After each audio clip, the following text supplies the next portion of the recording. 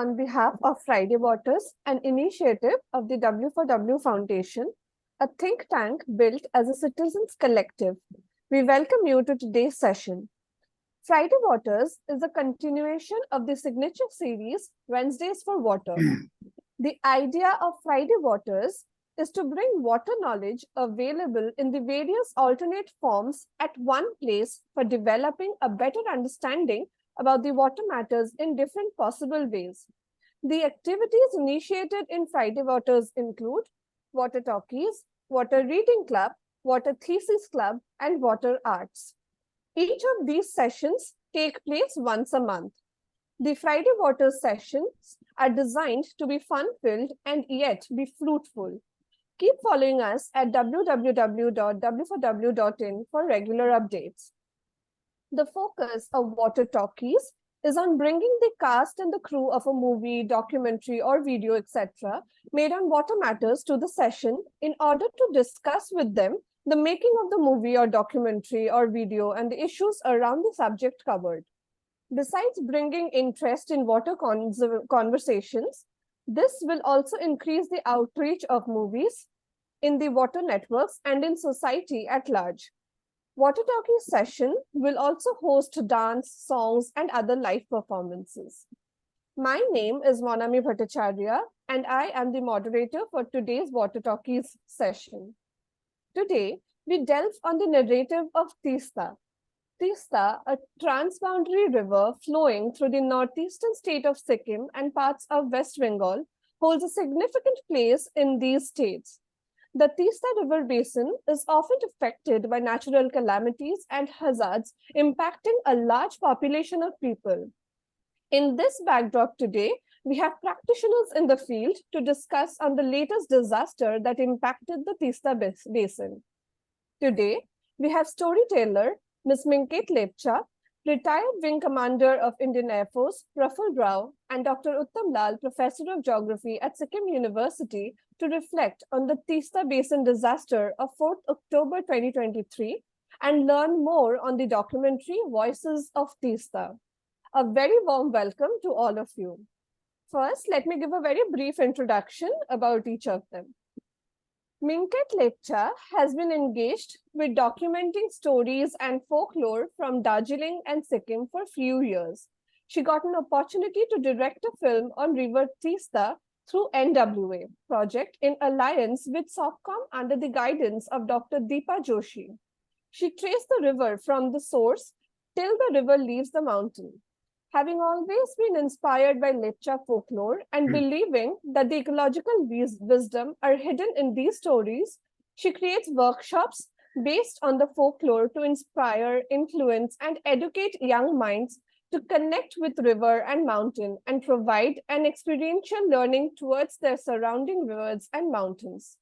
She is an awardee of Young Green Filmmaker 2016 in Woodpecker International Film Festival for her film Voices of Teesta and earned second position in the All India Indigenous Film Festival called Samuday Ke Saath Short Film Festival. This film also earned 10th position amongst 110 films in World Water Forum in Brazil 2018. So I welcome you, Minket ma'am, to this wonderful session. We hope Thank to you have so much. we really hope to have a very meaningful conversation today. So as you know, we are going to discuss about this film, Voices of Teesta. So I have a few questions to carry on the conversation. So first of all, how did you come up with this concept of this film? Yeah, thank you so much to W4W Foundation and our esteemed speakers. Like for me, just to keep it very short, I would like to say that I'm right now not in India, but really feel my heart and soul there, back with what the disaster has happened.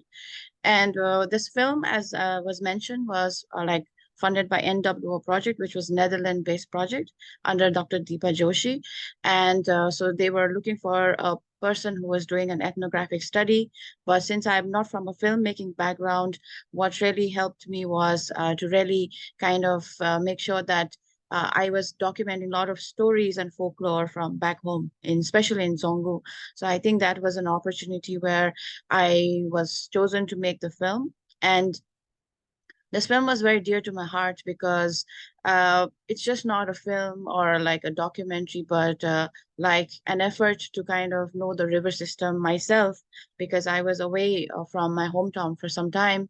And that particular 2007 agitation that happened, where especially a lot of people from Zongo had come to Delhi, that really shaped my thought process and how I wanted to go about it. And I had been engaged with a lot of people who were fighting at the ground for the dams, especially in Zongo. And I also got in touch with a lot of our friends. Like we have Neeraj here, but it's amazing to have him and a guidance, a lot of activists back then. So from since 2007, I not only got to see the activism against dams so closely, but also interacted with the elders. And when I was in advertising, I quit my job and I finally went home. And I was supposed to go for a government study government job, but like I didn't do that. And I went to the villages to really connect with the elders. And when I did that, I kind of figured out that it was just not, it's bigger than the dam issue. It's our, connection with the land and how we were detached. Some of us were really fighting for it. Some of us did not know about it. So, and also the fact that the river has become very political and it is often contested, but the people living in the river is like, is as human as it can be. And how their connection goes just not from the spiritual, but also economical, social. So this film I have traced right from Cholamu, which is one of the sources of River Teesta, and have connected with a lot of communities across the river till like it ends the mountain community. So I just did till Kalijora, but it exposed a lot of unheard voices. So the link is there, but the in the chat box. But I think I would really request you to show one part which really changed me, because I was in that particular procession. And for the first time, I was meeting my fellows from Zongo and seeing them talking about Zongo land. And I had no clue that time because I was in Delhi and I was working just in an advertising firm. And to really know like what has happened was my first step towards knowing my own place, which was the River Tista. So probably you can just show a snippet of what happened. It was back in 2007. So we're almost talking about 15 years ago, approximately.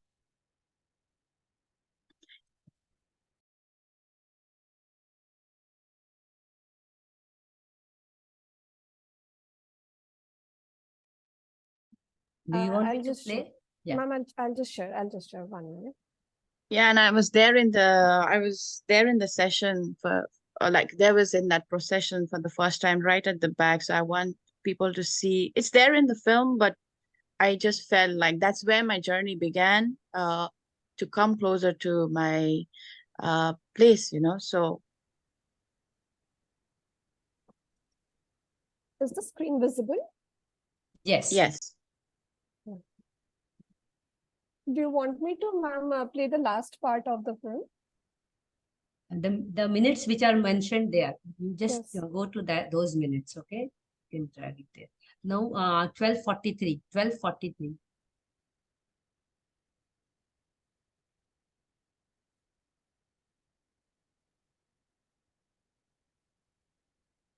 Yeah, maybe.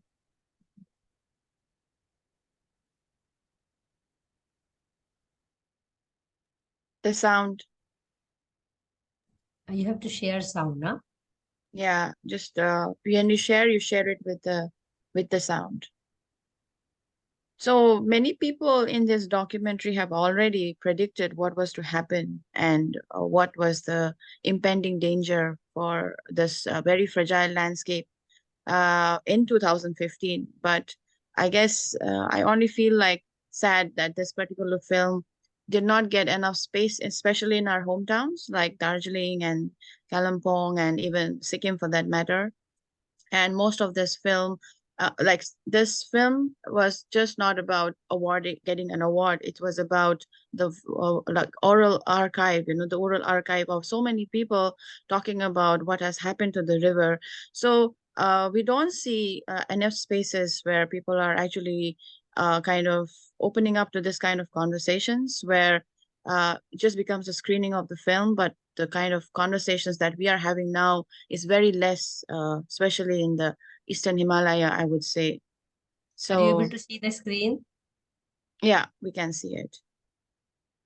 Do you hear it?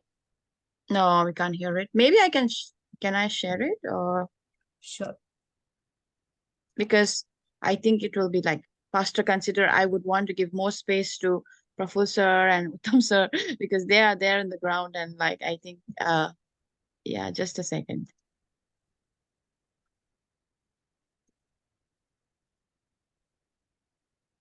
And also like these people, I mean, I have been really affected personally just to kind of see so many people like it's what really happens in a disaster. Like many people have lost their lives, and not just their lives but their infrastructure just in a flash of a second. So this really makes a lot of it's a need of the hour to have this kind of conversations. So I'm just going to share uh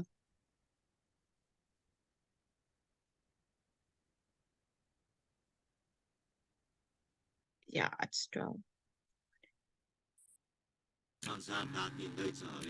Can you hear this? Yes, it is audible. Thank you. But my voice is, It's very bleak. yeah, I don't know why it's so thick. Anyways, the film is there, but like just take a shot of this one. This is Dikshu, right? Was in 2016 that I had taken this shot, and this was like already a summer school, and this school was actually like this one was shifted up in the like I think few kilometers above. And now when we see the disaster, this particular school is no more, and even the temple which was there, which the people had talked about it there. Like, I think that is also submerged, and I'm sure Professor has gone till Dikshu, I think, and he will have better, things to talk about it. But I will just, because the voice is very thick, I will just probably show in the film that you will see there is some cracks. This is the dam which was washed away. So this is in 2015 before the commission of the dams. So this one, when I was taking shooting, like I had to be really careful because it was quite a contested, topic back there at that time. And this particular dam just below is where the community was, and the community's houses have been washed away. And many people were already talking about how this is such an impending danger. And we have people like Hishe Lachumpa, which is there in the documentary, and they were talking about a lot of things about the cracks which is being built in the house, built in it's there in the houses, which is not, I'm not been able to. So so this was small dams. This is small mega, like this is a small mini hydro projects up in Lachung. But if you really talk about like especially Chungtang, they had cracks in this walls like this even before like commissioning of the dams. So this is where like they had said like it was just not about the dam. It was while making the dam, they had seen the cracks and the infrastructure being very, very fragile. So this was what I wanted to show, and I think I can probably show it later, but maybe I can come back to the second question, like so that I don't really take a lot of time. Sorry. Thank you, By then, ma'am. I will also try to put the sound working. Yeah, so maybe. Yeah, because my sound I can hear it's all like thick, or your sound for that matter. But anyways, yeah, please come to the second question. Thank you, ma'am, for this. This is a real eye opener for every one of us present over here. So, ma'am, when you were shooting from start to end, how many days did it take for you to like shoot the entire documentary? So if you're really asking me about the shooting, it took me just 3 months, and then I had a team, Wangel Sherpa, Anup Adindas, and Ishe Bhutia and Kachu Lepcha. We had like traveled across these areas, and but editing took me 9 months because I have almost 34 hours of just interviews, and I'm still looking at the second part. But my research went back to more than 5 years because, like I said, 2007 was where I was first initiated, and then kind of getting to know them and learn as well as unlearn a lot of things while I was making the film, because first I was seeing the movement so closely, but also I had to be unbiased to see that it is just not the movement of the lecture, but it was the river. It was about the people downstream. It was about beyond river going to Bangladesh. So I think that it was a very, very difficult task for me to edit, because the stories, each and every story is important. Each and every story has relevance, but to give importance was very difficult for me. So yeah, it took me around about 3 months of shooting, and it happened right during the Dashera and Diwali times. Thank you, ma'am. My next question would be, you have like interviewed a lot of local people over there. So was it difficult to reach out to them to explain like what is the work you're trying to do over here? Back in 2015, I would say it was very difficult because people, especially when I was taking the shots of dams, it's just that I'm a very tiny, small woman, so people will not take me seriously. But I think it was especially the shots of the dams, which was quite difficult for me. And we have taken some shots which can be like, we were asked to leave while we were taking the shots, so those were difficult. But taking interviews has been very, very, I think everybody was forthcoming, where they wanted to say the story. And that's one of the reasons why really the screenings are happening, is because the stories needs to be out, and if making your own platform to tell this story. But some of the people, like especially one person in Chungtang, especially, I mean, he spoke with me for 2 hours, but he just gave me 2 minutes as a sound bite. So people were willing to say it, but not on the camera. And there are a lot of people, especially in Chungtang, there were a lot of people who had a lot of things to say, but they didn't want to say it in a camera. So personally, for me also as a filmmaker, I had to respect their discussion and what they wanted to say. And especially Darjeeling, River Teesta is kind of, I feel, is divided into two parts. One is Sikkim and one is West Bengal, and often the narratives are so different and so difficult to kind of bring that semblance, because Sikkim is a big state and it has huge power, whereas River Teesta runs through like West Bengal, certain parts, but like the region that I come from is very contested also politically. So these are places where we don't have enough, spaces to talk about, especially the young people, the generations who are been living on the River Teesta, especially on the West Bengal side, do not have spaces to talk about it. It is so contested politically. So this becomes, of course, there's politics in Sikkim as well, but it's just that I don't feel like there's enough safe spaces for communities downstream, especially West Bengal, to talk much about the dam issues, Thank you very much, ma'am, for those really shocking insights into what happens in the Teesta Basin. So to take forward this conversation, I would now give a brief introduction about Wing Commander Praful Rao, and then we can take the conversation further with him. So retired Wing Commander Praful Rao has served in the Indian Air Force for 23 years before taking premature retirement. He is a passionate photographer, narrating realities with his lively photography. He is also the founder member and the president of the Save the Hills group, which is a group of concerned citizens who are raising awareness about landslides in Darjeeling, Sikkim, Himalaya. He continues to passionately work on disaster management and environment issues. So welcome, warm welcome to you, sir. to carry on with the conversation, I have a few questions for you. So, like, have you personally ever been impacted by the disaster in the Teesta Basin? Like the very recent disaster that we had on 4th of October, were you personally impacted by that disaster? Like, I welcome you to maybe share a presentation to narrate your like experiences, maybe. So should I start with the presentation, or you want me Yeah. to answer the question? So you can give your presentation and we might find our answers through your presentation. Right. So, so let me share my screen.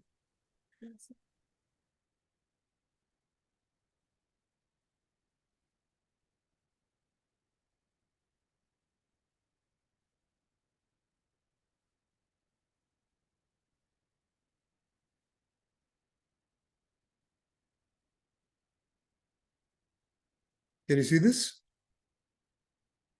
Yes, sir, it is visible. Right. Just 1 second. Yes.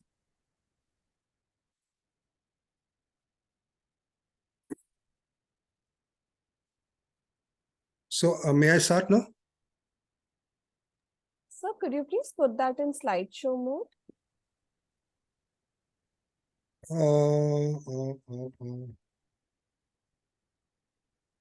Just 1 second. My screen is getting a bit.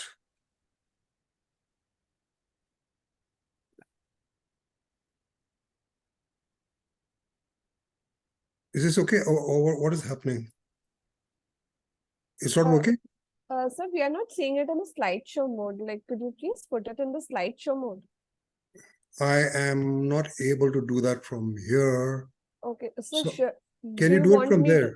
Sir, do you want me to share screen then? Yes, please do that. Please do that. Yes, sir. I'll do that, sir. In the meantime, my thanks to W organization, and thanks to Minket also for allowing me to be here and share this my experiences with you. Like Monami was saying, yeah, I've been working on disasters in this area for quite some time, and of course, I've lived through many occasions where there have been landslides, not too many floods. This is perhaps the first one, but many landslides, and that's our business. So I make it a point to visit almost every landslide which takes place, major landslide which takes place in this area. And the Save the Hills, our blog is full of events where we've gone, photographed, talked to people, etc., etc. And even there are some links to some documentaries which we've made. Having said that, this event was truly amazing. I mean, it was something which has to be believed, and I am so sad to say that it did not receive any coverage whatsoever in the national media. The event was so huge. We do not have this, and it was rare, hopefully rare, and hopefully it won't occur too much. We will have gloves. That is bound to happen. I hope there won't be another glof where a dam gets burst and you have this sort of devastation again. So can I have the next slide, please? Okay, this shows the picture of Sikkim from, if you look at the top left-hand corner, South Lonak Glacier is there at 17,300 feet. What happened was that the glacier gave way. How it gave way is not a different question. Some people say it was a cloudburst, which I don't think it was. But maybe it was a landslide, maybe an avalanche, whatever.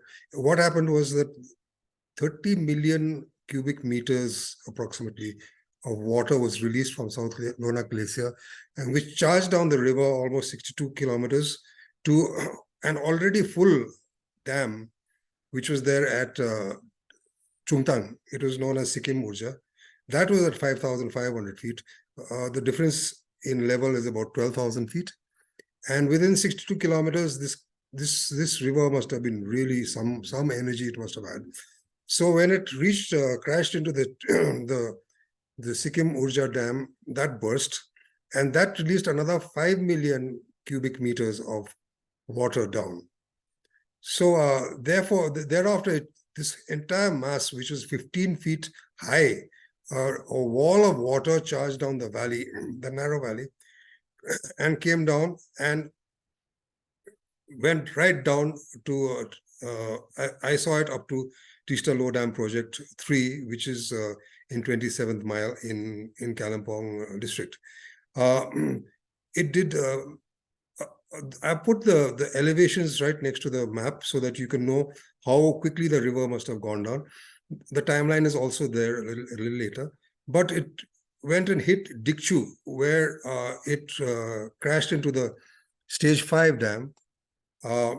We've got pictures of that which I'll show a little later, and then came down to Singtam, where that area is almost almost at sea level. Okay, and then and that is also perhaps the most first major populated area which it came across, and thereafter it came to Rangpur and then to Teesta, all very populated areas, very close to the riverbed. Okay, so all this happened along the river valley. The difference between this and 1968 disaster, which I also lived through, was that 1968 disaster was all over. It was into the villages, it was everywhere in the city, and it was due to excessive rain. Here it was restricted along the Teesta Valley, so working was that much, I think, slightly easier for people who are working on relief, etc. Next slide, please. And these are the two slides where I contest the fact that, there was a cloud burst. I don't think there was. There was heavy rain. There was heavy rain, especially in the lower reaches. That means Gangtok, Kalimpong, Darjeeling. We had heavy rain in this area. I don't think there was too heavy rain up in North Sikkim. These are the rainfall figures which I've taken from IMET-D. So I think the media totally misrepresented it, and I think it is all over the place that is due to cloudburst. I don't think it was. And then how fast did it travel? Very fast, I must say. I got a call at 2:22 in the morning from a friend, and these are the timings which are there. Coming down that steep path from the glacier down to Chungtham must have been really quick. And thereafter it slowed down a bit, but then it was one thing which I have experienced now is that globs move really fast. So I think that is something which we have to be careful about when we plan when we do our disaster planning, right? The timings are here from the time that, supposing we think that the glob started at about 1 o'clock, it took about 1 hour, 40 minutes for the glob to reach Singtam, which is the major populated area. And thereafter it took, thereafter the gradient is very, very low. So from Singtam to Kirne, etc., this is almost a level thing. And Teesta, it comes down to about 790 feet or so. So the gradient is now really, really low. The consequence of this, I think, is that because the gradient is low, the river sort of slowed down, is that it dumped a whole lot of sand, debris, silt everywhere along the river. Next, please. So now I'll show you these amazing pictures, which this is a picture by my friend, young person, Praveen Chetri, a drone picture of the river in Spate on 4th. And this was slightly late, mind you. He reached down there by about 11 o'clock. I didn't go there because I had to quickly open my blog and start blogging about it. So this was the river in Spate, a drone photograph. And people who were on the bridge tell me it was terrifying to be standing on the bridge. The entire bridge was shaking because of perhaps the amount of debris that was there. Tree trunks, cars, boulders, everything was floating down. Okay, next slide, please. And this is the first major casualty, not the first major casualty, of course, was the Chungthang Dam. But then I'm not sure as to what all happened above Dikchu, because I haven't gone there and not much reports are there, but I'm sure, 100% sure that there was a lot of damage. Okay, but this is the stage 5 dam in Dikchu. And you can see it's written 483 feet on that scale which is there. I think that is feet, but that is the highest that they expected the river to come, and the river has gone way past that. And all that material is dumped on top of the dam. I mean, this is where the gates are. There are 3 gates here. All the gates were opened, but then I think it was a bit too late, because the magnitude of the water, the amount of water which is coming down, a wall of water 15 to 20 feet high above the river level would have brought all this and dumped it on top. Next, please. This is another picture by my friend Praveen, and you can see all this is on top of the dam, mind you. And you can see the water level where it was. If you look at the rear part of the photograph, you can see how high the water was flowing. So it was definitely flowing over this area. Obviously, that's why it's dumped all this stuff here. Next, please. And this is I don't know what electronic or electrical part this is of the dam, but this is right on top of the dam. We walked across the dam and came back. This is right on top of the dam, and all the debris you see there is over the dam. Okay, so I'm not too sure when this dam will again get back into work, if at all it does. But the dams did suffer a lot this time. I mean, it was as if nature was paying back for whatever, So next slide, please. Okay, so the next major part which it hit was Singtam Bazaar, and this was in the low-lying areas. Singtam Bazaar is a big marketplace, a big place for supplying entire Sikkim with goods and all that sort of thing, and it's a very, very busy market place. The glove came down, and the first casualties were, of course, Adarsh Gaon, which is also called Manpari Gaon, but that area has been disaster prone for ages now. And then what it did was it took away the Indrayani bridge, and then went into Lal Bazar, and then also went into Golitar. All these areas are very, very badly affected in Singtam. Okay, in terms of houses, well, I've got the data with me from the MLA, the political representatives, but then it is available anywhere if you could just look up these websites and in the thing. So next slide, please. This is the Adarsh Gaon or Manpari Gaon, and you can see this is built right on the edge of the Teesta River and has always been having problems with flooding. I've been to this area much earlier also. People have told me that, how much time do I have? Please, I have to rush through this.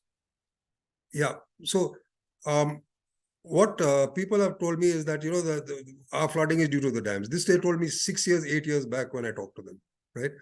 But then this time the water level came really high, and you can see where they're emptying out that sand or sludge.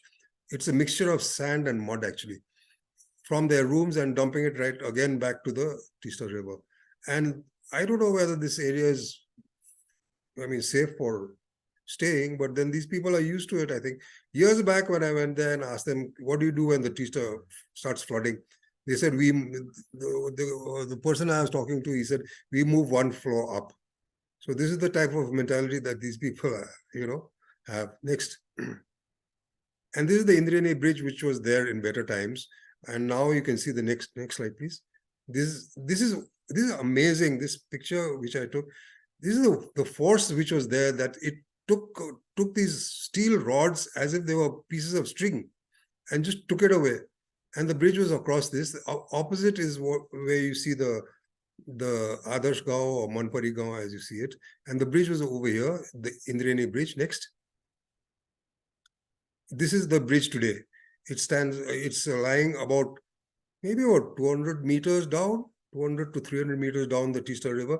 This entire thing the force of the water is amazing.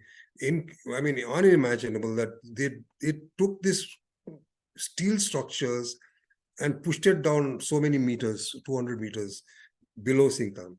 So this is the Indrayani remnants of whatever bridge is there. Next. And this is the Singtam Golitar. This entire area had population, etc. They were all wiped out. The houses were taken away. And when we reached there on 29th, there was a lot of construction work taking place. Not construction work, just plain excavators and trucks moving around, taking away. What the Teesta has done is it has dumped about 10 to 15 feet of mud or sand all along the valley. So everything was buried under the sand. So this is an attempt to get back and remove the sand, excavating their houses, excavating their whatever is there, either vehicles or something, which is buried under 10 to 15 feet of sand. And this is Singtam Golitar. Next. Yeah, these are vehicles which were swept away and have been recovered. And you can see the type of damage that it has done. Next. I was told by somebody in Teesta that Teesta Bazaar that they saw vehicles with lights on coming down in this 15 feet of water, in the wall of water. The lights were on and it looked almost surreal, that person told me. They didn't know what the hell it was because they were watching this for the first time, seeing lights on, something moving and the water crashing down. This is a Lal Bazaar, which is next to the Singtam. This is the main marketplace. Again, you can see people trying to retrieve their livelihoods and lives, shopkeepers cleaning up, etc. Most of the people have lost everything. Next. And like I told you, dam took a big hit. This is Teesta stage 5. It is not, the dam has not been commissioned as yet, but this dam took a big hit. And you can see the amount of debris, mainly tree trunks, which are there lying inside the dam. Every crevice which we found along the Teesta has been crammed with tree trunks. How many trees went down, I don't know, but certainly millions. So this is a Sirwani Dam in Singtam. Next, please. Next, please. Next slide, please. Sir, I think my screen froze. I'm trying, sir. It's not moving? No, sir. I think it froze. So what do we do? You may close it, Monami. I'll play it.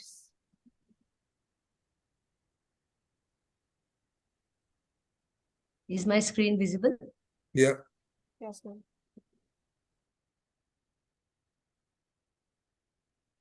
Can we move it? Yeah. Yeah. Okay. Okay. These are the army trucks which were buried. Army is facing some embarrassing questions here because, I think this is the only place where 23 people died in one spot, if I'm not wrong. And that too, they had a lot of, the army people up in North Sikkim knew about this because the entire thing was, it came crashing down via their places. There was some ammunition dump which was, damaged, and we still have people searching around, army guys searching around for explosives along the riverbank. And so I don't know what they were doing on the riverbank, but then we lost a lot of soldiers here. Next, please. Okay, these are the before and after photographs. This is Rangpo. Rangpo was badly hit. Rangpo, the main, the town was saved, but then they have a small colony, not a small colony, a large colony of maybe less flashy shops, some 450 odd shops, which were totally buried. It's called IBM. The place is called IBM, and entire thing was like a football field. There was absolutely, everywhere you saw, there was only sand. And now that was the marketplace which was buried. The buildings which were concrete are now slowly being excavated, like the ones which you see here. On the right-hand side, you see the same buildings with lots of mud which has come out. And all those excavators and trucks which were lying around have now been removed. Those were taken down by the flood. They were not working, they were buried by the flood. So those have been removed, but this is the same area. Left-hand side was 6th of October when we reached there. 6th of October, we'd been into Rangpo. And then 29th of October is when we again went there and where recovery had started. Next, please. Again, this is the same, this is the IBM Bazaar. left-hand side, you can see the almost like a football field there. Okay. And now there were so many excavators working, so many trucks moving up and down. You can see the mounds of sand and earth which is there, which they're trying to take out. And if you see that blue small tank which is there, that's actually the water tank of a house which is buried below this. Yes. The same thing you can see on the right-hand side. There's a small, there. That same place, right? So now the house is below this. Their buildings, I mean, their one-story buildings were all under this. Some of the buildings which were maybe 2-story, 3-story, etc., 1.5 floors went under. Okay, next, please. And this is the next spot. This is Tarkhola. This is in Kalimpong district.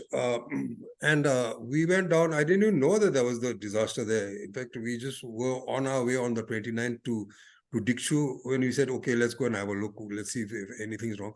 And then we found that an entire bridge has been swept away there. This bridge was NHPC bridge. And NHPC, I think it is, well, NHPC is taken over now, but earlier it was under some other firm. So the entire bridge was taken down. There's no communication between the opposite side, which is Sikkim, and this side where we are standing, which is West Bengal. Next, please. And this is the Tarkhola area on the Sikkim side. This area was belonged to Patel Engineering. Patel Engineering says that it had a loss of about 250 crores here. They were constructing the powerhouse to stage 6 dam, which you saw in Sirwani, which I showed you some time back, full of tree trunks. This was supposed to be the powerhouse for that thing, and Patel Engineering was doing this work. The entire thing was engulfed in the gulf. You can see buildings which are all half buried, etc., etc. 250 crores. Next, please. This is the Darjeeling Road, Kalimpong or Teesta to Darjeeling Road, and you can see where the river water is. It's almost, in fact, this road was cleared for use only on 21st October. Before that, the road was partly inside the Teesta River. And even now, the Teesta River is so close to the road, it's unimaginable. So I just think, how will the dam, the Teesta TLDP3 is further down, and when it closes this dam, the gates for operating the dam, the backwaters used to come up to Teesta. Okay, now if they do it, it'll flood this road again. It'll flood parts of Teesta town. So I'm just wondering how this thing will ever work now. Next, please. And another big casualty is the NH10 and our roads. Everywhere the river has done a lot of damage to our roads. These roads were opened on the 21st of October, and the road to the NH10 has only been cleared for small vehicles, and the timings are between 6 in the morning till 6 in the evening. Nighttime, people are not allowed to drive on this road. And with good reason. I'm glad that this restriction is there, because suddenly you will find that part of the road has vanished in front of you. You know, it's just been gobbled up by the Teesta, which is gnawing at the bottom, and you wouldn't know what hit you if you were driving at 40, 50 kilometers on the mountain roads. So I'm glad that this restriction is there, but I don't know how we're going to manage with the next. Okay, next, please. I think, finished my slides. So can we go back, please? Okay, so these are the things which I wanted to tell you, which are most important. The Teesta River level has certainly risen. It is now about 10 feet higher than what it was, most probably because of the debris which has been dumped. So in many places, it's flowing much closer to populated areas. Okay, in Malli, Teesta Bazaar, and I'm sure many other places which I couldn't go to. I mean, we have only gone to prominent places. The smaller places we have not even gone to. We have not even seen. Nobody has even reported on those things. So, I mean, I'm sure that there are many places where it is again now precarious. It flows much closer to the roads, which we talked about just now. NH10 has been severely impacted, and chunks of the road keep collapsing into the Teesta River. Yes, this happens. This was certainly there due to the dam operations before the GLOF, but now I think it'll increase. The GLOF has deposited about 10 to 15 feet of sand everywhere. So how will this, how do we plan to work with this? I mean, I don't know. How do the dams plan to operate? Because if your pond or your reservoir has got that much of sand more, how will the dam operate? I mean, that's not my problem, but then certainly these are questions which, they would be thinking about. And then many parts of these populated areas, I know for certain, part of Teesta Bazaar is certainly sinking. I mean, you can see that entire thing is moving somewhere towards the river. Then I'm sure there must be, Dikshu is also something similar. Malli Bazaar, I'm sure there must be. So how do we make these things okay? And now that we've done okay with the relief work, I mean, Sikkim has sent back closed all the relief centers, given people money and told them to go back. But we still have many people who are homeless. People with the concrete structures, etc., which stood the damage, are now digging out their concrete structures, and if they get enough money from somewhere, they will be able to sort of live in their homes. People who had kacha structures, tin houses, etc., and there were many people who were there, are all homeless. So how do we deal with that? So my thing is that we have a 5-month window until March 2024, and then the pre-monsoon start again, and then our nightmare starts again. So how do we deal with that? So next slide, please. Yes, so this is my question to everybody. How do you manage in the monsoons of 2024 after the GLOF? Thank you so much. I hope I didn't overshoot my time. Thank you very much, sir. The images were very scary yet moving, and we received a lot of insights from you. So thank you very much for sharing this wonderful presentation. Moving on to the third speaker of the day, we have Dr. Uttam Lal. Dr. Uttam Lal is a doctorate from JNU and joined Sikkim University as a founding member of the Department of Geography and went on to lead the department. He was the nodal person of the university in the Inter-University Consortium on Cryosphere and Climate Change. He was a recipient of the Emerging Scholar 2014 at the India-China Institute at the New School, New York, USA. The Geography Teacher Award 2016 was conferred on him by the Deccan Geographical Society of India. Further, he was an Erasmus Mobility Program guest fellow at Aarhus University, Denmark in 2018. He was also an UGC-IUC associate at the Indian Institute of Advanced Studies, Shimla, and is La Trobe Australia Asia Visiting Fellow for 2024. His area of academic interest covers the Himalayan ecology, highland, socio-economic dynamics, and rangeland borderland studies. So welcome, sir, to this session. I invite you to please give your presentation on the technical aspect of what are the observations of why such frequent disasters happen in the Himalayas, and how should we cope with such disasters. So welcome, sir. Thank you, Monami. Thank you, W4Water Foundation, for having me here. And thank you, Minket and Praful sir, for your wonderful insights. I would share my presentation. I hope my screen is visible. Yes, sir, it is.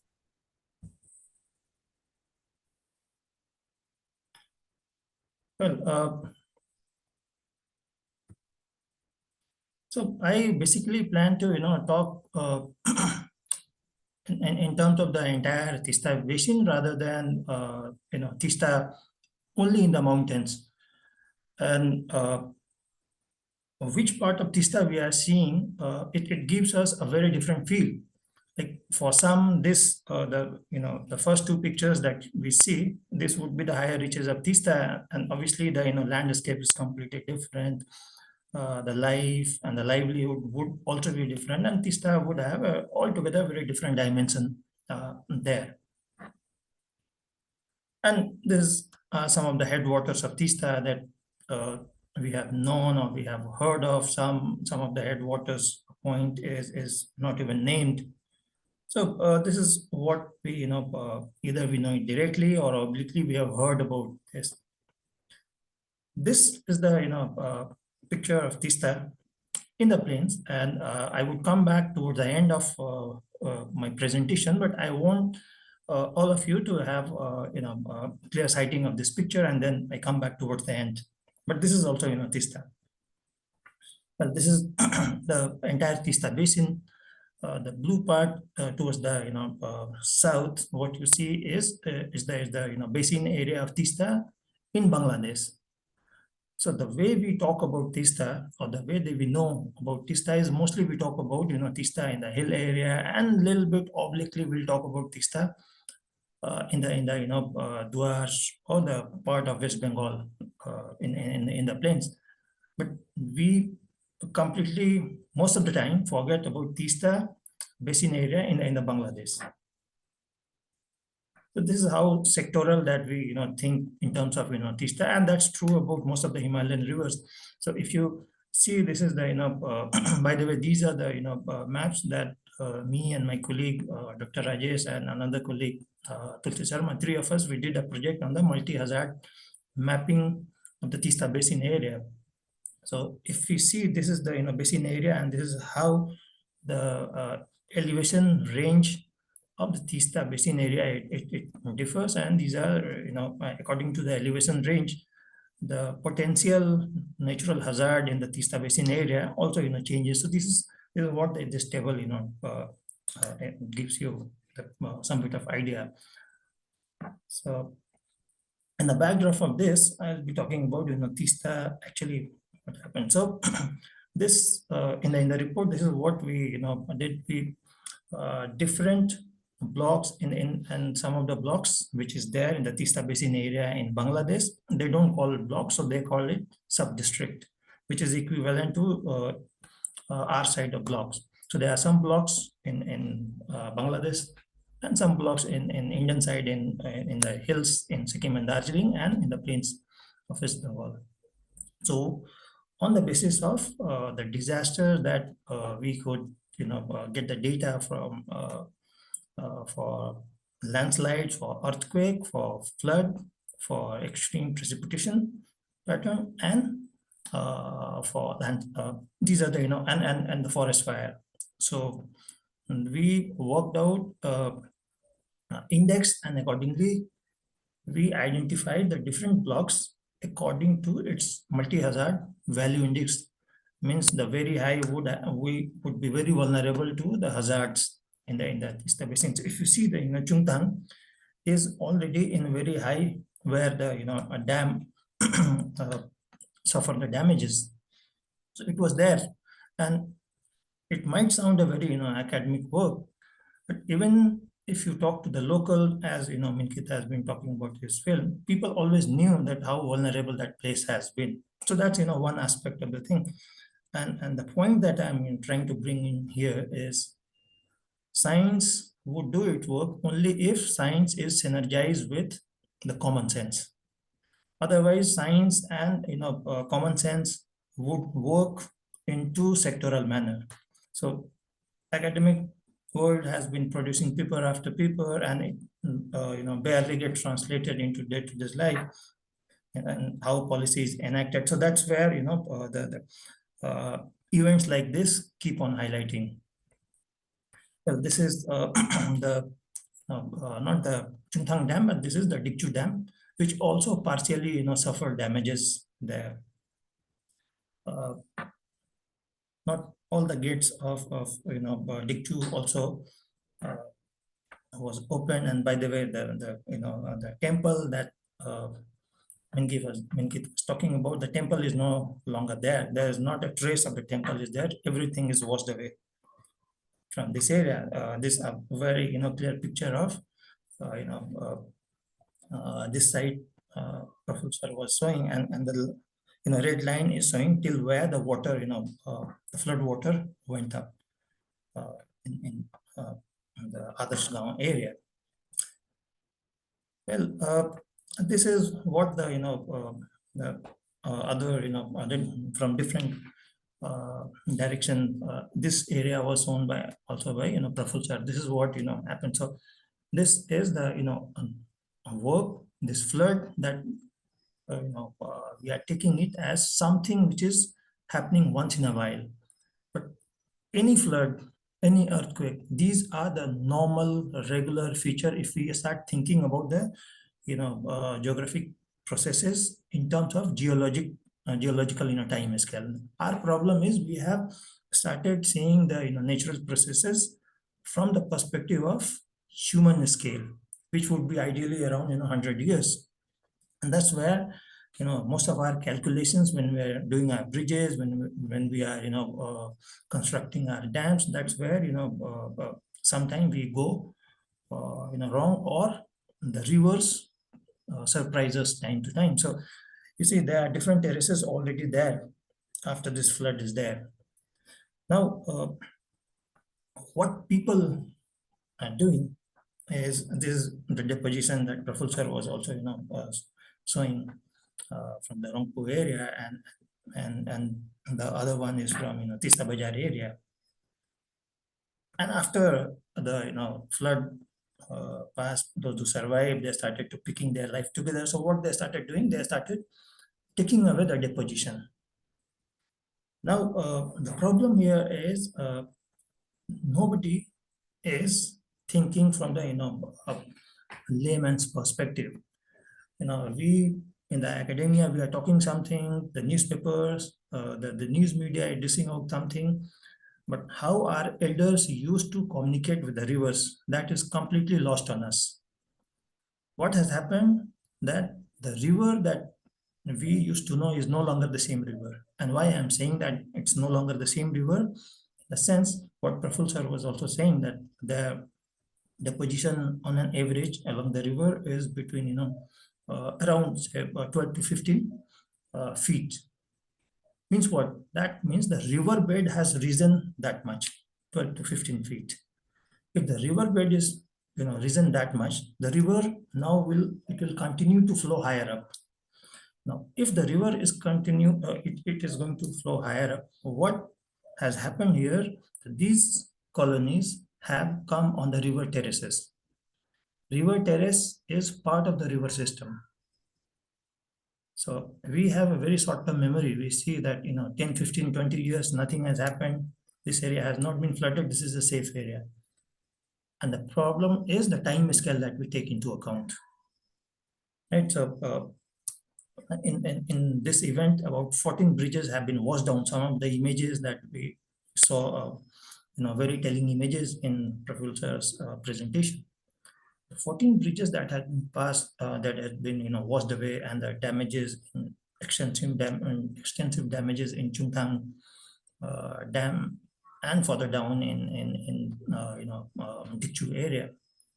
When we are constructing bridges, when we are constructing dam, it's not that from engineering point of view, scientific point of view, we don't take all this disaster into account. We do take that into account. But the normal, scale that we take is about 100-year return period. Now, what do we mean when I say 100-year return period? Means in last 100 years, what episodes have been there of the heavy rainfall and the flash flood-like condition, and the flood water reached till what level? So with that modeling, most of the bridges are constructed, and most of the dams are also constructed. Means this surprised those who took the last 100 years as return period. That's how the 14 bridges were washed away. That's how the dams suffered the damages.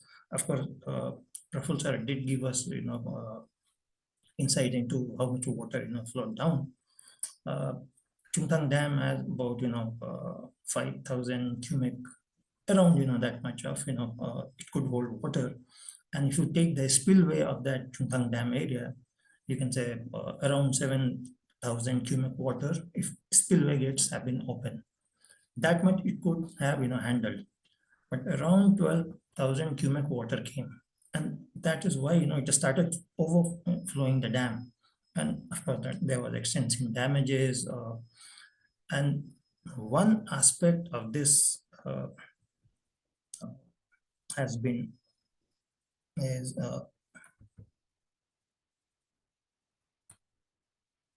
that has been often talked about is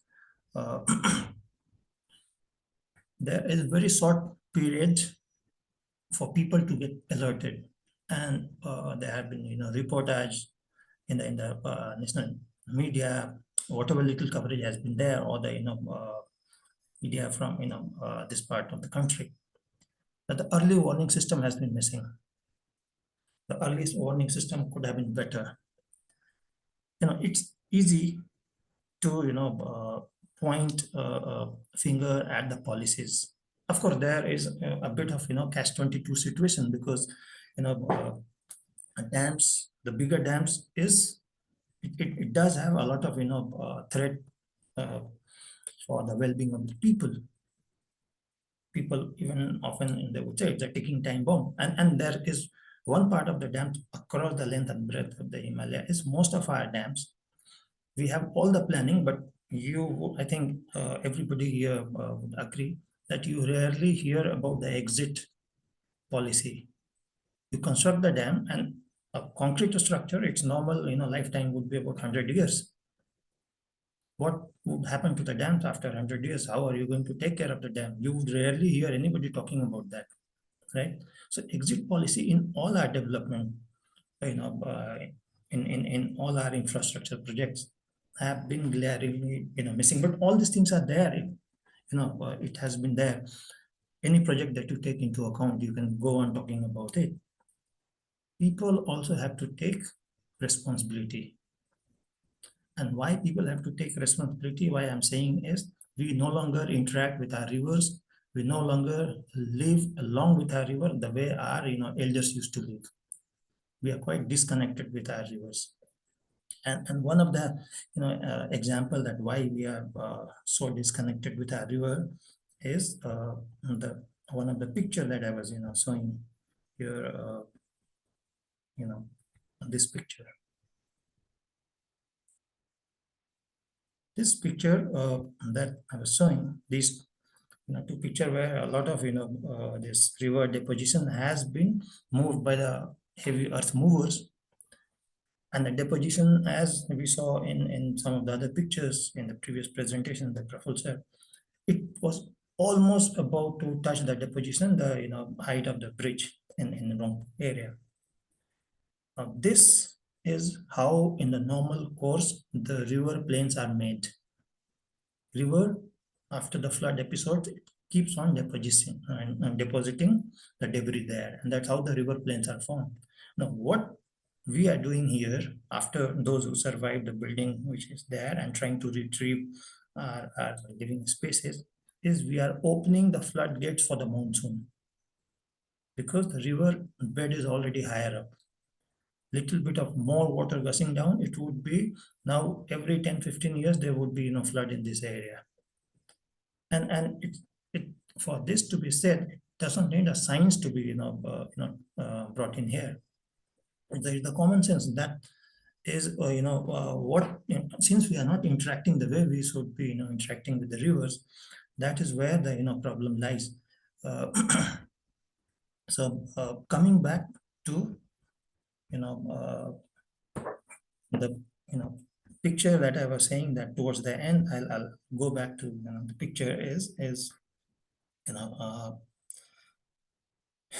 this is Teesta at the point where Teesta enters Bangladesh. And you see one person who is standing in the river is a Bangladeshi, and the people who are on the boat trying to fish is the Indian person. And this picture is there on the other side from where the picture has been clicked. Indian armed forces is there. They are guarding the border, and so they are doing whatever they are doing in the river. It's under the watchful eyes of our armed forces. So they would come, they would face, they would go then back to their countries, and in between they would talk, they would share a cigarette as well. Now this dimension of Teesta we don't know, right? And this is on the borders. So for most of us, we do not know Teesta higher up from where Teesta starts, a little lower down around the Alpine area. So for us, for Teesta or any other Himalayan river, we have started understanding and knowing it in a very sectoral manner. So altitude-wise and even width-wise. Since width-wise, some of the photograph that we see, the IBM colony, in the first place, people should not be having such big, huge colony there on the riverbed, because this is a normal, as if we start looking at the rivers from geological time scale, from the geomorphic features, it's a normal thing, because the landslides and the floods, these are a normal phenomena which happens to maintain the equilibrium of the force. This is the process through which how the river distribute force. This is not, the bluff is not the first incident, and it would not be the last incident. Some of us, we would survive to see another such episode. And some of the locality that we have been seeing in the picture, what Professor has been talking about, and how are we going to cope up with the next monsoon, that is a real challenge. And this is happening because we, when it comes to rivers, we get very emotional about it. We forget that there is difference between claim and connections. We might claim that this is my landscape. We might, claim that this is my river. But that does not mean that I have connections with the river. So people have to, understand the claim and connections. My own, whatever little I have, work in this valley, it's easy to point finger at the government saying that there was not enough early warning system or efficient early warning system, and it is a little uncomforting, impolite to point out, but this is what has happened is in the North Sikkim, in one of the Chungtang is at the confluence of two rivers. One is of course Lachenchu, which is the main headwater from where Teesta comes, and the other is from the Lachung Valley, the Lachung Chu comes, and Teesta, the Chungtang is at the confluence of it. For the glacier, one of the study that me and my team was working, we needed to put a automatic weather station. And with the automatic weather station, for some of us, if we have a different background, if we don't understand what the automatic weather station does, it keeps on giving you a regular data of precipitation, temperature, and with the automatic weather station, we had also placed the automatic current meter. This means how much water is, how swiftly the water is flowing. So that would have given a bit of contiguous data for the flow pattern and associated weather pattern. But guess what happens? Our structures got stolen away, and we know, everybody knew who's broke it, stole away. And we had a structure. Whenever we go to the glacier is a difficult area to go and conduct your study, so we had a fabricated hut placed there. Everything was pilfered. And when we were trying to put this instrument up there, our team was given dictate that you need to, whatever work is going on, you need to go through us, otherwise you cannot do this. If communities does not take stake in what is being done, and that's where I was saying that the science and common sense has to come together. Otherwise, if we can keep on working in two different directions, and there would be disconnect at the various level, disconnect at the level of altitudinal differences at which community lives. Some does not understand how Teesta behaves at the extremely high altitude. Some does not understand what the Teesta would mean at the lower altitudinal area. We had to start looking at our rivers in the river basin, with the river basin lens, rather than Teesta, which belongs to our. It is flowing through our territory. That has been the problem. So it's whenever I read something like that, the early warning system was faulty or it was not in place, a bit of blame has to be borne by us also, those who of us who live by the Teesta. So coming back and summarizing what I said is there is and by the lake from where this glacial lake outburst flood happened, the South Lonak Lake. It's a lake which is about 2 kilometers long, and at the center of its lake, the depth of its lake is about 130 meters, which is mind-blowing at that altitude. 2 kilometers long lake, and the center of the lake is about 130 meters. On an average, the average depth of the lake would be about 80 meters something. So there's massive amount of water is stored up there. How much the water has been siphoned out? About about 40 feet of water from that depth. At the max, that has been siphoned out. I mean, plus minus, you can add another 5 to 8 meters to it. This means the South Lonak Lake is, in few years' time, it might again surprise us. Maybe a decade, maybe a few decades. So it's not completely safe lake again. And what happened there up there? Glacial lakes, lake, as we know, I mean, there would be water accumulated and the water would be blocked by a structure. So glaciers have moraines. Moraines are the unconsolidated mass of debris, which would be sand, boulders, stones, a little bit of soils, which is moved by the glaciers. So as glaciers move back and forth, it leaves the moraines. So a structure of moraines, accumulation of moraines stops the meltwater, and that's how these glacial lakes are formed. About 18 meters of these moraines sometimes could be so high that your multi-story building can vanish in it. Even if the glacier have been it has melted away, the moraines would still be there. Would be so much deposition at the top around the glacier height, and we can see some of the deposition, how much deposition is there. So about 18 meters of these moraines, it caved in the lake, and that generated a massive ripples. And so that's how the breach happened.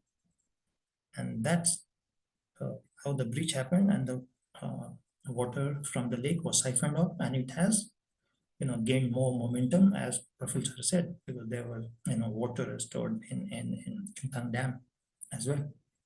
So that what it happened. And of course, I mean, since we understand our river, not the way our elders used to interact with the river, we take everything which is catered to us in the print media, because for long people have been talking initially for about 5 to 6 days, writing, talking, that it was a cloudburst. Of course, there was heavy rain, but on that height, it does not rain. If there is precipitation, it would be mostly in terms of snowfall. So there's no question of cloudburst. And our elders used to know this. I mean, of course, science, it might appear to be people who work from the geography point of view or geology point of view. It might appear very academic, but our elders used to know this, because whenever they would be at a higher altitudinal area grazing their animals, they would observe year after year what is happening up there. They would understand. They would, by practice of what they were doing there, natural rhythm of the lifestyle.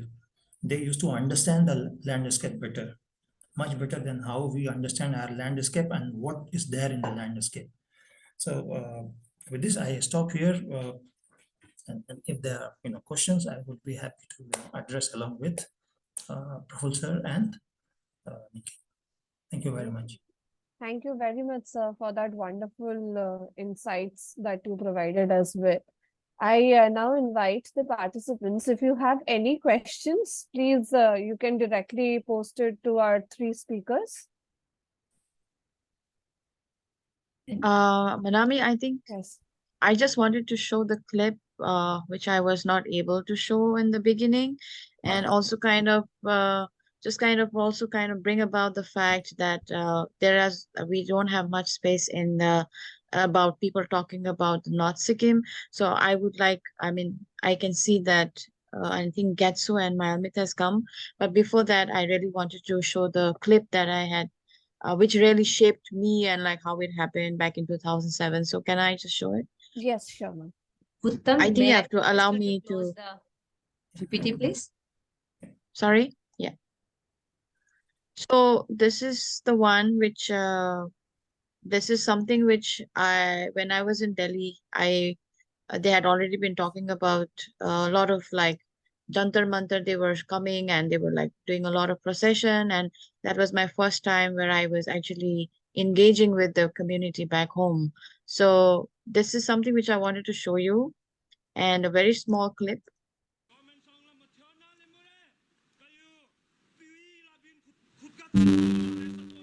It's audible now.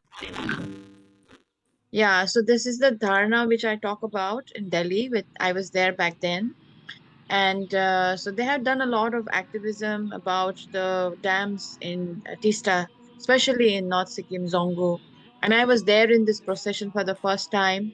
And I was right at the back, and to see so many people, not just from the community, but supporters from Delhi activists. So we have Vimal Bhai, unfortunately, is no more with us. And right in the middle of this, they were talking about stopping the dams.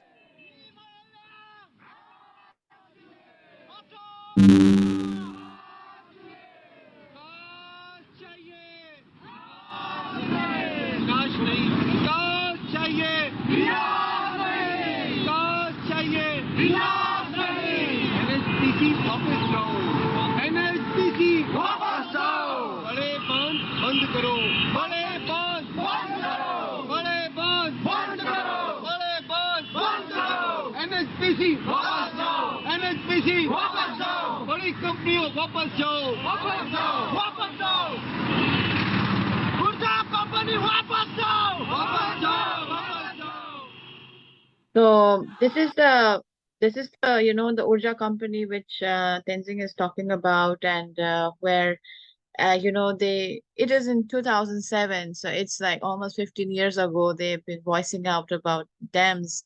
And I am really happy to see Getso Lepcha here with us. It would be really great to see the insights that, I don't know, because from North Sikkim what's been going on and how it has been also. So it would be nice to hear from you, because I think the insights has to be everywhere, the right from the upstream to the downstream. And I know you have been detached from the community, and right now you're not in India, I guess, as far as I know. So Mansee, if I may allow, it's up to you. Yes, please. It's an honor to have people with local voices. So I think we would really like to hear as many as people who are joined from the local region, whether they live now or now, that is not really an issue, but the live experiences are always welcome. So please, Getsu sir, if you can just share some of your thoughts and ideas.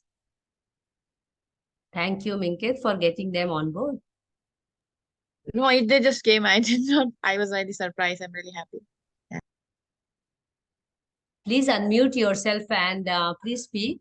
Anyone from the region and also any participant who would like to share their experience are highly welcome to really just speak. Yeah, please unmute yourself. Hey, hi. Am I audible? Yes, you are audible. Please go ahead. Thank you, Minket, for letting us giving us a space. But anyway, one of my friend from Pune just pinned me on WhatsApp saying that this conversation is going on and you should join. So I just joined. Thank you once again to the W Foundations for this initiating this dialogue, which is most. And I think I just got back from one of the conference for indigenous conference in the Asia, and just got back to my rivers and to my mountain, where this whole Teesta actually originate. I come from Zongu. I'm a general secretary of a group, community-led group called Affected Citizens of Teesta, ACT. In this whole narrations about who is right, who is wrong, who built this, who built that, what went, is it a natural calamity, is it the climate change, whatever coming. One thing I found what is missing within the conversations, right from the day one of the 4th October night when this everything happened, is that why we are not understanding the building of this scale of dam, this magnitude of dam, which is just less than 50 kilometers from all these water bodies, which is like glacial lakes. That itself is questionable. Why we are discussing further, other dimension. Building the dam of this scale in that, close to this fragile ecosystem water bodies. And, and the irony is all these dams, which is constructed in Northeast, and especially the stage 3 and, all the dams in the Sikkim and Manipur and Arunachal, which is coming up, is been financed by World Banks and ADB, Asian Development Banks, and, Deutsche Banks, and so many other Singapore-based banks, which are getting the what you call that subsidiary loan finance in the name of I just forget that in the name of renewable energy, green energy, in the name of CDMA. What is this called? CDMA stands for Clean Developmental Mechanism. Yes. So all these financing agencies, these banks are, investing in all this in this hydroelectric dams in the fragile Himalayas, in the name of clean energy, clean energy and renewable energy, green energy, to reduce, to bring down the carbon emissions and to tackle the climate change. And this bursting of this dam is a result of climate change. It's a result of global warming. And then I think we should stop this saying that, when did it happen? Why did it happen? Who built this? Who built that? Under which government? Downstream, upstream? But fundamentally, what went wrong is building up this dam of this scale in that particular region was wrong. And we faced the consequences. We all faced, right from the north, the source of the Teesta, until down the plains of Bengal. Who is going to take the responsibility? And there are communities who has lost everything. They have built their houses. They have, somewhere in the rents. I mean, they unfortunately they are even not count in this devastation as the affected in our political system. Most of them will never be counted as an affected or victim of this disaster. So through this, I've since Mr. Praful is there, we have been in touch with for some time now. I think when we will start coming together, this the hills, Darjeeling Hills and Sikkim, I think we should come together now. We really welcome. I just got back and then I just saw that GTA has declared or decided in one of the assembly yesterday that there is no further new hydroelectric project will be allowed, will be permitted in the hills of the GTA, Gorkha Territorial Administration region, which is so welcoming. And government of Sikkim from yesterday is holding up, what you call spatial assembly. Government of Sikkim holding a special assembly on this disaster from yesterday, and I haven't find anything about the future about their stand on the hydroelectric power project. Our politicians in Sikkim is still trying to see from where they can get money from this dirty hydropolitics. That clearly shows. I think it's high time. It's just we are just kind of like put up in different areas because of political reasons, political history. Otherwise, I think in the end, you and me have to survive in this Teesta River basin. We are the one who is going to be washed away tomorrow. And as somebody, the earlier speaker was saying that, maybe 100 years, after 100 years, the same will repeat. No. 1968 was the biggest flood. Less than 40 years, we have seen this now. Who knows? Within 5 years or 10 years, because of the climate change and global warming, what's happening, it can be within few years. We will be completely wiped away. So I think from this conversation, I think we have to come up with some way to come together as a one community, a community from the Himalayas, fragile, vulnerable Himalayas, and come and say no more dams in this fragile Himalayas, right? I think any economy by the government of the particular state cannot take economy with a stake, putting a stakes on the lives of their own citizens. It cannot be done. So I want to end up there. Thank you. Thank you, Getsu. Thank you so much for speaking your heart out, and the message is loud and clear.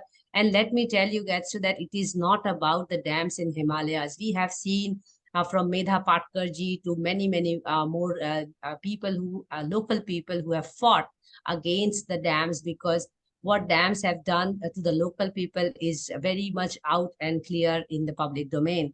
And time and again, we are seeing, and you really raised it very clearly, that how it is all money-driven development and it cannot be continued at the cost of lives of people. I see, Praful sir, you have your hand raised, but I also see that we have another local voice. I think we will just hear her out, and then maybe I will hand it over to Monami to take up a few more conversations. So Mayalmit, would you like to just share your experience and your thoughts and ideas on all these things which are going on in the region?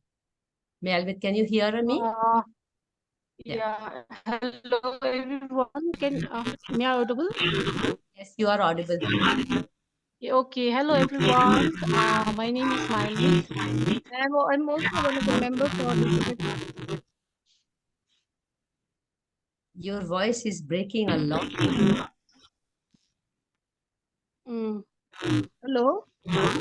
Yes, please speak. Yes. Hello. Yes. Yeah, I'm just sharing this. I was, when this incident happened, I was in Assam. I had gone to attend Northeast Water Talk.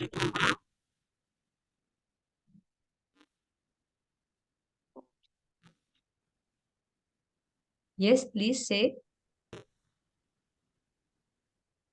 Are you sharing your screen also, this image?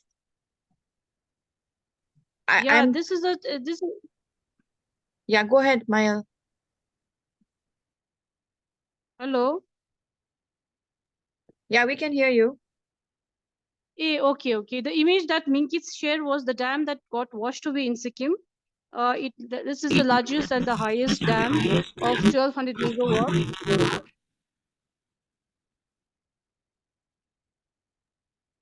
I think we'll have to I went. remove the sharing. Yeah, thank you. Yes, please continue, Melvin. Yeah, so I went. I couldn't go. I didn't go to Zongo, my region, because there was not much affected. Only the major two bridge got washed away, but people were only had this ration problem. But I decided my youth I informed them they were doing that relief in Zongo, but I went directly to the most affected area in Chungthang, where this if you, that you saw that picture that got washed away, because I have very close connect with these people, because we've been fighting with these people, because ACT had filed a PI a long time back in 2009, and unfortunately we lost the case in 2012. Where, like they said that 60% of the work has been completed, 60% of the investment has been money has been invested. Only in terms of money, that is where we lost the case.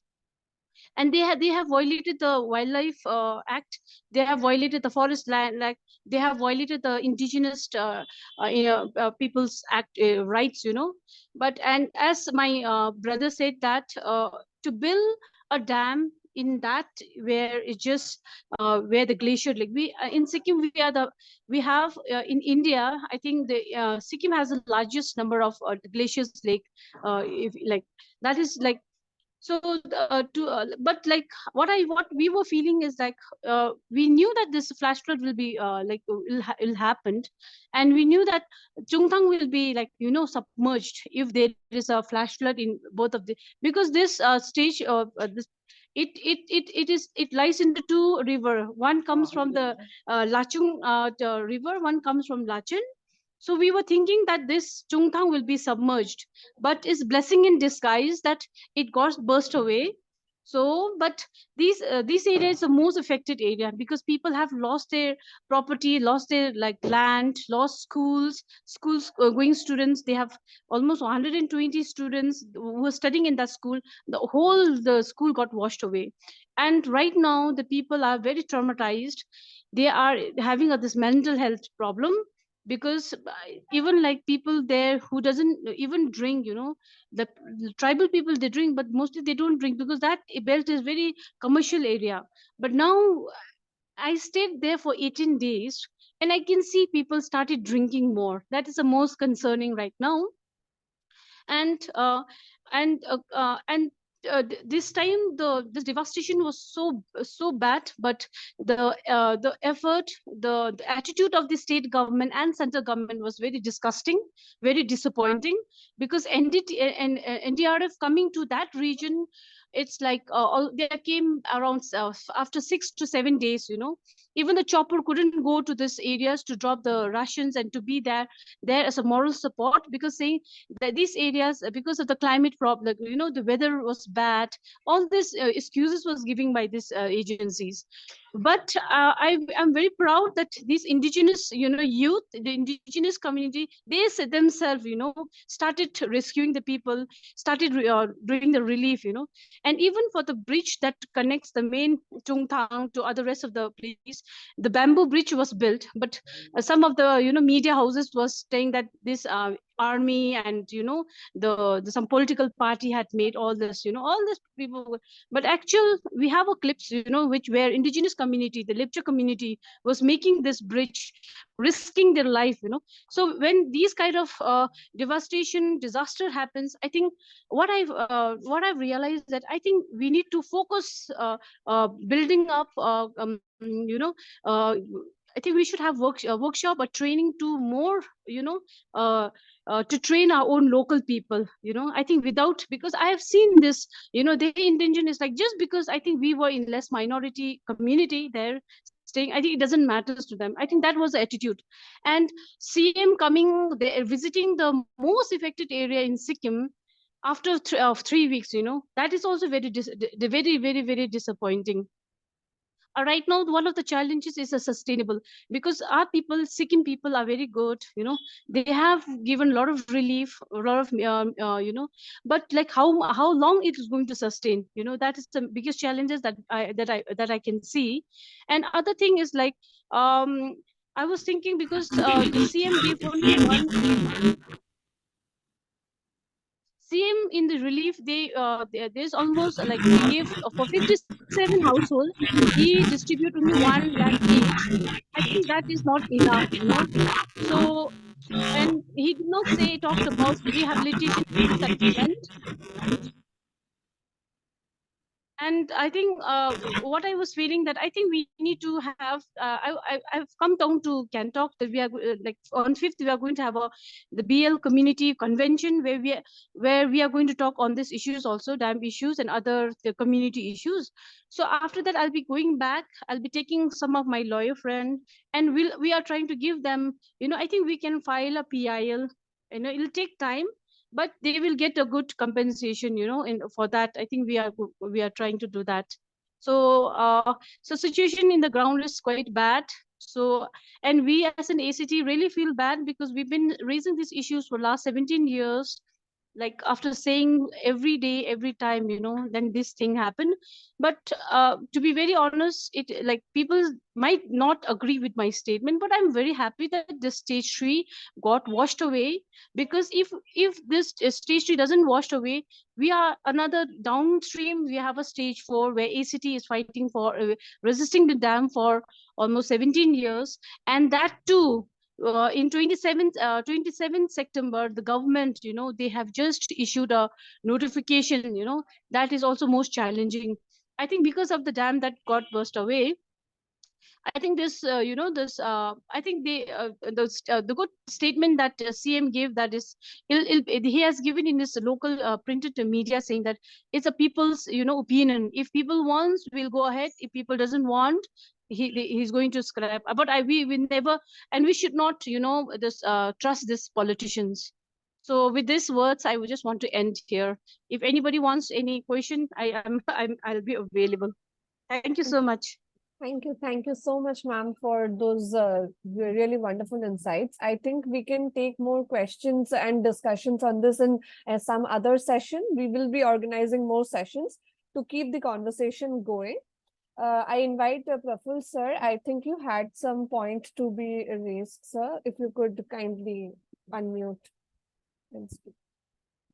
No, I just wanted to, I forgot to highlight something about how we had so few casualties.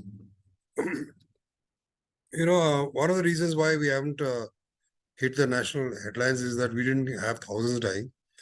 The reason, and I've been to from Dikshu to 27th mile Gail Khola and all. I've asked people, many people. It was not some fantastic communication or early warning system that we had, sophisticated something which sent off alarms, etc. It was just people informing each other. It was amazing. And also the police had a major role to play. I'm so happy to tell you that people came and knocked people's, the policemen came and knocked people's doors. In Tarkhola, I was told by them, by one of the affected people, that 20 people would have died had the West Bengal police not come to our houses and told us to move to higher ground. So it was not a major technological miracle that took place. It was simply people communicating with each other, brother informing sister, brother-in-law informing somebody, from top to bottom. And that is how we had less number of casualties. People moved on their own. They lost everything, sadly. But they moved on their own in the middle, 2 o'clock in the morning, in pouring rain, in absolute darkness, to higher ground. That is how people survived. It's as simple as that. No major technological event. Thank you so much. Monami, I see Dr. Manisha Jyotishi is around, and she was there in the mountains during that time as a traveler. So it is good also to see how the rest of the country also looks at these situations. Very well raised issues, as Praful sir said, that it did not make the headlines, which is also concern of Minket and Uttam as well. And I think we need more sessions on this issue. So I will invite Minket to really curate a series of sessions so that it can really become a very strong voice from the whole water community, which is part of W4W. So that's an open invitation for you, Minket. Please think about it, and we can get as many voices as we is possible. But due to editing issues, we have to really look at how we can hold this session today. So maybe I invite Monami, with your due permission. Dr. Manisha, would you like to unmute yourself and share your experience, because you were there right at that time? And from Bhopal, you are from Bhopal. Yeah, please go ahead. Yes. I am doctor Manisha ज्योतिषी। मैं भोपाल में रहती हूँ। मैं remote sensing में scientist हूँ और मैंने 33 इयर्स जॉब करने के बाद अभी मैं रिसेंटली रिटायर हुई। आप सबका बहुत बहुत धन्यवाद कि आप लोगों ने ये एक अच्छा सा टॉपिक ऑर्गेनाइज किया है और इस पे इतने अच्छे अच्छे डिस्कशंस मैं सुन रही हूँ। पर फॉर्चुनेटली हम लोग ऐसे ही बस वो घूमने गए हुए थे। बहुत दिन से हमारा प्लान था, अप्रैल में हम जाने वाले थे, फिर हम नहीं जा पाए, तो हम लोग ये टाइम में वहां थे। 4 अक्टूबर को हम लोग लाचुंग में थे। लाचेन से निकल के हम लोग लाचुंग पहुंचे थे। और जैसा मैंने मुझे बीइंग साइंटिस्ट मुझे ये सारी इंफॉर्मेशन है कि लैंड क्या वो डैम का साइज होना चाहिए था, किधर होना चाहिए था, क्या होना चाहिए था। पर ये डिफरेंट पर्सपेक्टिव है, क्योंकि रिक्वायरमेंट और बहुत सारी चीजें उसमें हम लोग मैनेज करके ये सब चीजें सजेस्ट करते हैं। पर मेरा जो पर्सनल अनुभव है मैं वो बताऊंगी कि हम लोग 6 बजे शाम को उस पॉइंट चुंगथाम के ब्रिज पे खड़े हुए थे और फोटोग्राफी कर रहे थे। बहुत सुंदर जगह है वो।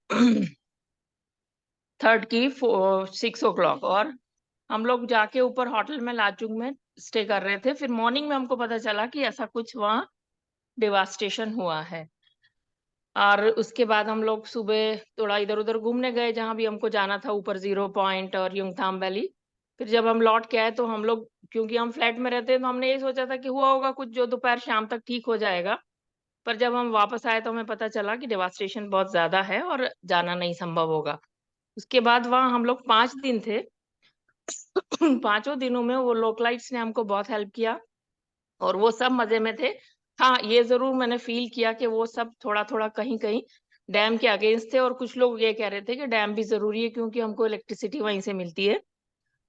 और इस पूरे ड्यूरेशन में हमको आर्मी ने बहुत हेल्प किया। हम लोग का पूरा रजिस्ट्रेशन किया, कितने टूरिस्ट वहाँ हैं, कहाँ कहाँ ठहरे हुए हैं, किसका क्या एज ग्रुप है, किसका क्या मेडिकल प्रॉब्लम है, किसके साथ बच्चे हैं छोटे, और उसी हिसाब से उन्होंने हम लोगों को निकालने का अरेंजमेंट किया। और एवरी डे 7:30 हमारे डोर पे आके नॉक करते थे होटल में कि आप लोग को किसी चीज की जरूरत तो नहीं है, आपका सबका स्वास्थ्य ठीक है, खाने को मिल रहा है।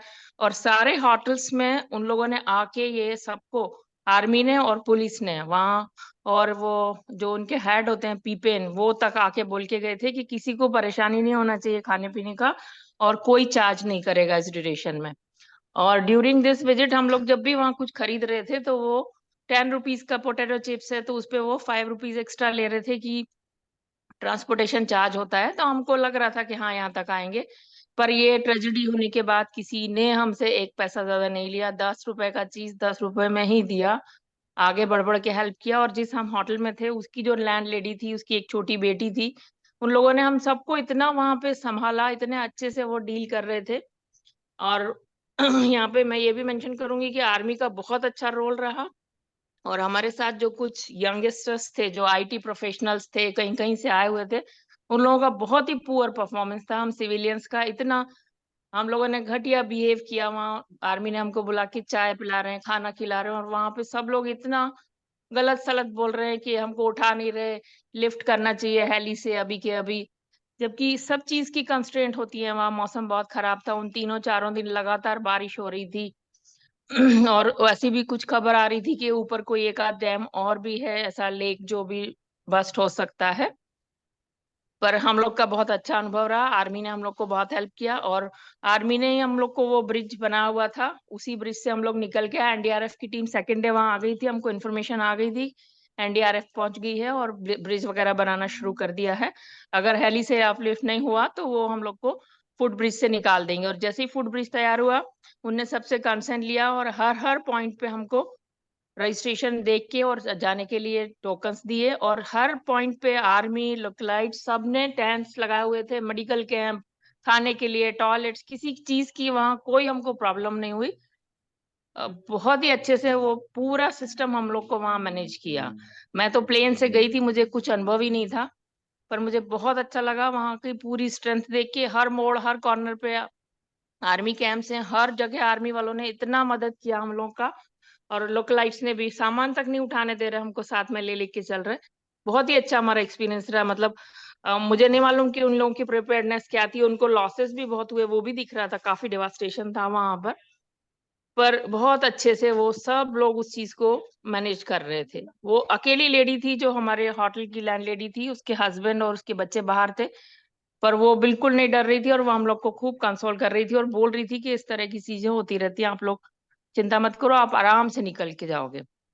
ये सिर्फ मेरा पर्सनल एक्सपीरियंस है, मैं इसमें साइंटिफिक कुछ भी नहीं बोल रही हूँ, सिर्फ ह्यूमन एंगल से मैं इस वक्त बात कर रही हूँ। Thank you so much for listening me. Thank you. Thank you, ma'am, for sharing your insights. I see, Minket, ma'am, you have your hand raised. Yeah, I just wanted to kind of bring a kind of a way forward, right? Because we've heard so much about what is the problem, what are the issues that we are facing, and what are the likely possibilities are. But I think it is very important for me to say the detachment, which Uttam rightly talked about, is because we are never taught about our local river system in our education system. And most of the time, the indigenous knowledge becomes often politicized into identity politics, whether you are in Sikkim or whether you are in, West Bengal. And I think the unity that we talk about, there is a vested interest from the capitalist perspective, where the money becomes the dividing factor among all of us. I think it's very important. The early warning system, which Uttam talks about, has happened organically, which Professor mentioned, with regards to local people informing. And I think we really need to understand the power of local people coming together without really depending on the government, without really focusing on the fact about the policies, because what has happened here, we should understand, is the community has been broken. Whether we are in Sikkim or whether we are in West Bengal, the community has broken in different factions, be it a capitalist way or be it from the politics or be it even socioeconomic. So I feel one of the reasons why I consider myself a storyteller and not a filmmaker more is because I believe in the power of storytelling, which our elders used to do, where we used to sit together and listen to the stories. And listening to the story is more about listening from our heart, not from our head. And the stories which our elders used to talk about has got a lot to do with wisdom.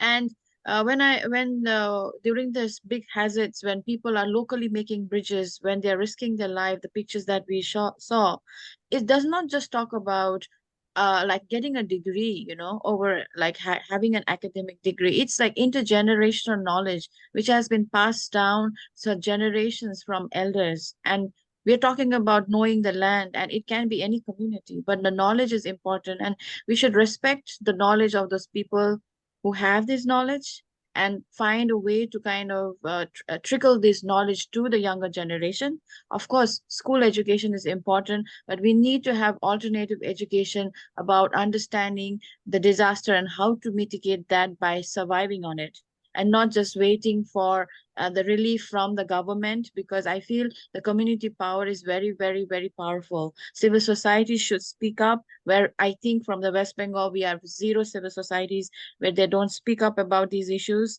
often gets politicized. It's a small state, but it can be equally volatile.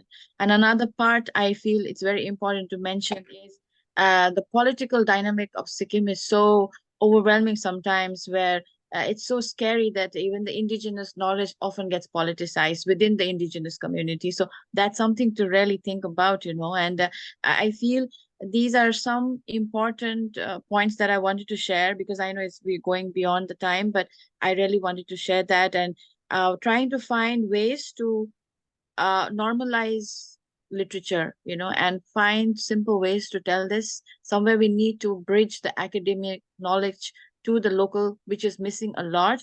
And even when we talk about social media, we really need to find some, have some kind of a civil society talking about these issues through social media, because I see they're still going in the old school way with the paper and, like the old school, and they don't really talk from the, I mean, even for that matter, ACT has been doing work for such a long time, and I can see the younger generation is picking up and finding ways to talk about this in the social media. But we really need to pick up, because there is a higher power, which is the capitalist power, which takes over the social media also sometimes.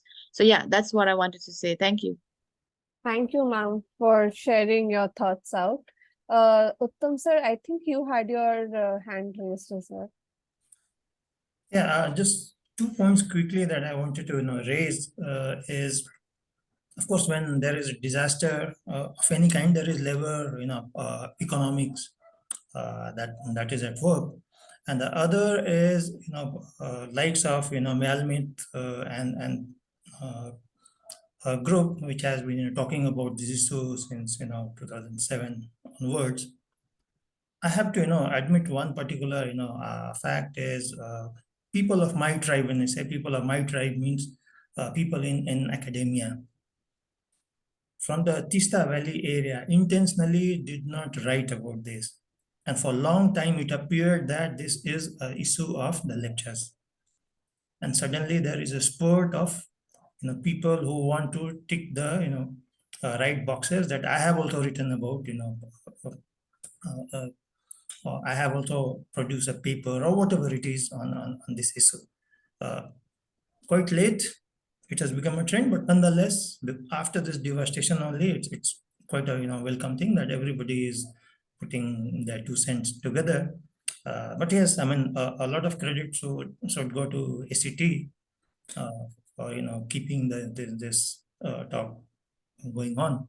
Sometime against the stream, they have been or rather for a long time they have been trying to swim against the current. And what happened, including this devastation as well, there is a labor economics at work. The Santee settlement which has been washed away. Nobody knows how many laborers have died. There's barely any talk about it, right? And some of the structure, some of the photographs that Professor showed or I have shown, in the ground floor of the buildings, who lives? Those who are earning very little. Many of them, they were buried inside their rooms. And those who survived, they got the amount of compensation is no way proportional to the damages that they have suffered. So the only thing that I want to wrap up with is labor economics, because those who are at the lower rung of the this economic scale, they are rarely talked about because they earn very little and they are not the so-called owners in the landscape. Thank you very much. Thank you, sir. I see, ma'am, you have your hand raised, so. Oh, okay. Oh, sorry. Yeah, thank you. So I really want to thank, before you do that, as a formal vote of thanks, Monami, because I was so much waiting for this discussion to happen, especially because my own relatives were trapped in this whole event in that time. But as a rest of India citizens, we are really already discriminating between Northeast and the Himalayan region, because somewhere we are complacent about it. But another thing which I really wanted to raise today is the whole discussion on development, which has been kept away by the very highly educated middle class, which includes all of us, because somewhere we are carried away by the idea of development. And we really have to start questioning, because every time dams have been sanctioned or proposed, local people with their indigenous knowledge have always stood at the first point, that no to dam. So now we see across the world that the de-damming and say no to dam has already begun. So are we still waiting in India to start talking about it? So I would like to invite all of you to really start thinking, if we would like to have a series on discussion, series of discussion at W4W Foundation, especially on Wednesdays for water, because though that session is our scientific session series, which is our signature series. So I invite any one of you, especially Minket or Uttam, to really take charge and design a series to discuss dam or no dam. And trust me, Narmada, Brahmaputra, Teesta, we can, Ganga for that matter, with thousands of them. We really need a serious discussion from the intellectual community as well. I am completely aware that we are not talking about the underprivileged people already, but I think some decisions which are taken by the privileged people, they need to be voiced. They need to be really shown some mirror. It's high time that we talk about de-development and really start dumping development as an idea, which is economic development, and that too of only few educated people, not all of them, by the way. So it's only people in power who are educated.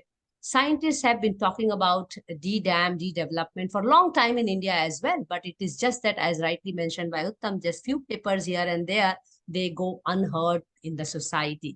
So we also have a responsibility to really bring this conversation in public about, because local people have been fighting it forever, and it is us who never stood by them when these disastrous decisions were taken. So I think my point here to raise my hand was to really initiate this conversation on de-development, because it's already happening around the world. So over to you, Monami, and thank you so much, Minket, Praful sir, and Uttam. I'm sure we have more to discuss, and we will do it some other time. I'm already thinking about my problem of editing this video. It's quite long, but I think we will find out of it. Thank you so much. Over to you, Monami. Thank you. Thank you so much, ma'am, for sharing those thoughts. I would now formally be giving the vote of thanks. So deep gratitude to Minket ma'am, Praful sir, and Uttam sir for this wonderful session. It was an eye-opening session for most of us who were not aware of what happens up in the Himalayas. We living in the plains, we are very much unaware of what happens up in the Himalayas. So thank you very much for sharing your thoughts, the statistics, and I hope that we continue this conversation beyond this session with more and more audiences. Just before I hand over to Minket ma'am to announce the fundraising, I would just announce the Friday Waters session schedule. So we shall continue with the Friday Waters session for the Fridays to come. Next week, we are taking a Diwali break, and in the break, the W4W team is traveling to Budapest to present 2 papers and 2 posters at the World Lake Conferences. Do keep a check on our website, www.w4w.in, for regular updates. Thank you very much. So I hand over to Minket ma'am to announce the fundraising. Yeah, just a very quick one, because what Mailmit has been telling, there has been a lot of mental health issues with regards to the dam bursting and a lot of casualties. People are coming with a lot of relief, where people have like blankets and clothes and food. But I don't think we talk much about mental health trauma that arrives after the disaster. In fact, many of our elders still talk about 1968 flood and the kind of disaster that happened. And this is something which we have never recovered from that disaster. And with this disaster, the trauma that passes on to the future generation is something worrisome. And with this fundraiser, what we intend to do is kind of have some kind of a mental health setup for these victims, and also people who lost loved ones and houses in a flash of a second. And alongside, from my own capacity, I have a lot of friends and families who are actually screening this film that I have talked about in their own spaces.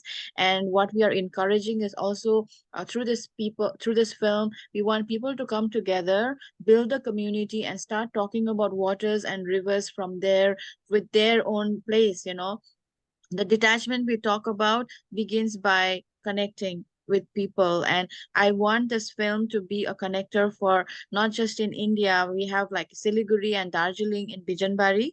Bijanbari has a dam coming up in Chota Rangit, so they are actually voicing it out. So there's a very small committee which is called Save Chota Rangit Campaigning Committee from West Bengal. They are fighting against the dam, so they are screening the film in the street on 5th. and so is even in Siliguri they are doing this, and we have the same on 6th, which is Monday. They are screening this film in Nepal, and we will eventually be screening in Bangladesh, hopefully in Delhi and Calcutta. So if there are anyone who wants to screen this film and in their own spaces, we are more than happy to, provide this film so that you guys talk. The main idea is to talk and not just listen, and come together physically. And this QR code that you see is somewhere where you can donate, and there is a link where you can support this, and we see what we can do. But I think we need to focus on the mental health, providing that also. So that's what I wanted to say. Thank you so much for giving us this platform. Like sometimes Teesta is often unheard, except for romanticizing it. And Praful sir and Uttam, you came in a very short notice, and I'm really, really grateful for the fact that you all have been doing some amazing work. And it's good to come together like this with different heads, and sometimes we might have a disagreement, but the idea of coming together and listening is very important. And even Myalmit and I think Gatso also could come on time. So thank you so much to all of you. Thank you. I think we serve the purpose of continuing conversation, huh? So that's the whole idea at W4W. Yeah. So thank you so much, all of you. Please take care, and we see each other soon. And Diwali greetings to all of you.